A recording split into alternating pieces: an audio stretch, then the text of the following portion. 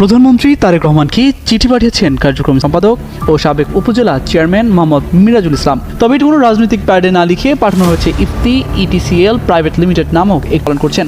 রাজনৈতিক কার্যক্রম নিষিদ্ধ হওয়া সংগঠনের এই নেতা চিঠিতে প্রধানমন্ত্রীকে অভিনন্দন জানিয়েছেন। ভাইরাল হওয়া চিঠিতে দেখা যায় মিরাজুল ইসলাম গত 12 ফেব্রুয়ারি অনুষ্ঠিত জাতীয় নির্বাচনে 2/3 সংখ্যাগরিষ্ঠতা নিয়ে অর্জন করে সরকার গঠন স্লোগানের প্রশংসা করে প্রধানমন্ত্রীর বলিষ্ঠ নেতৃত্বের উপর আস্থা প্রকাশ করেছেন। পাশাপাশি গত 17 ফেব্রুয়ারি শপথ গ্রহণের পর প্রধানমন্ত্রীর নেতৃত্ব দেশের জনগণের মধ্যে আশার সঞ্চার করেছে বলেও তিনি উল্লেখ করেন। বাস্তবায়নের সময়সীমা আরও 1 বছর বর্ধিত করার দাবি জানানো হয়েছে।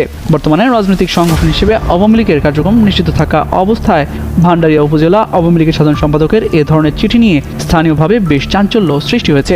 এ বিষয়ে মোহাম্মদ মিরাজুল ইসলামের সঙ্গে যোগাযোগের চেষ্টা করেও তার কোনো বক্তব্য পাওয়া যায়নি। তবে খোঁজ নিয়ে জানা গেছে 5 আগস্টের পর থেকে তিনি বিদেশে অবস্থান করছেন।